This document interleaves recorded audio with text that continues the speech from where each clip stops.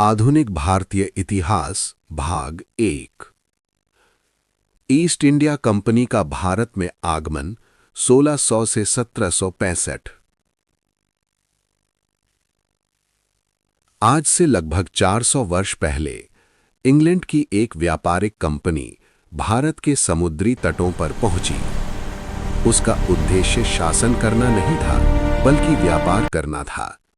लेकिन धीरे धीरे यही कंपनी भारत की राजनीति और अर्थव्यवस्था पर अधिकार स्थापित कर लेती है।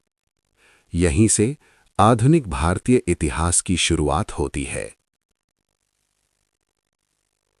31 दिसंबर 1600 को इंग्लैंड की महारानी एलिजाबेथ प्रथम ने कुछ अंग्रेज व्यापारियों को ईस्ट इंडिया कंपनी के नाम से पूर्वी देशों में व्यापार करने का अधिकार प्रदान किया।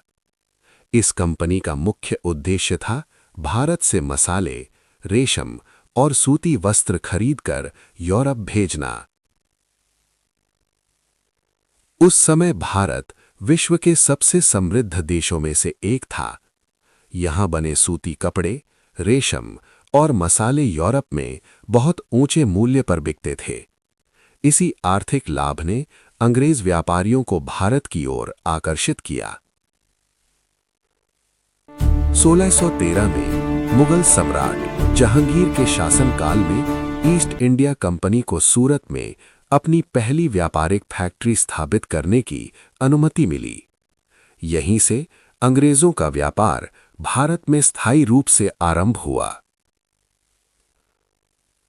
इसके बाद कंपनी ने भारत के विभिन्न भागों में अपने व्यापारिक केंद्र स्थापित किए। 1639 में मद्रास, 1668 में बंबई और 1690 में कलकत्ता।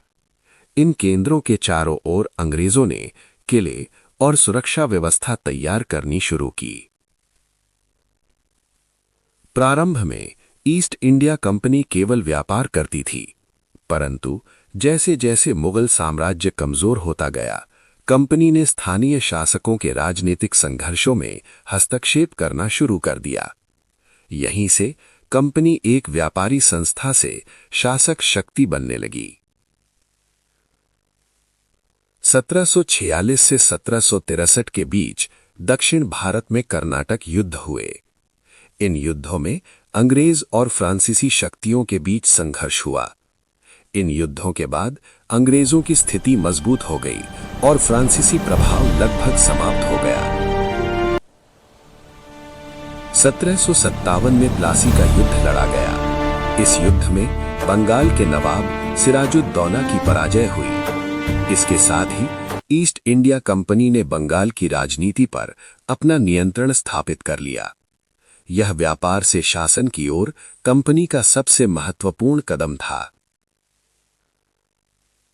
1764 में बक्सर का युद्ध हुआ।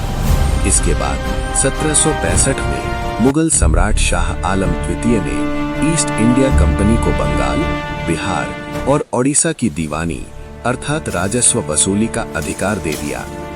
इसके साथ ही ईस्ट इंडिया कंपनी भारत की सबसे शक्तिशाली संस्था बन गई।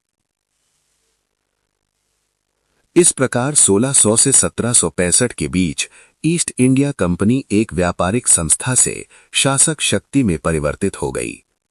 अगले भाग में हम कंपनी शासन के प्रमुख गवर्नर जनरल और उनके कार्यों का अध्ययन करेंगे। यदि आप आधुनिक भारतीय इतिहास को सरल और क्रमबद्ध रूप में समझना चाहते हैं, तो इस चैनल को सब्सक्राइब करना ना भूलें।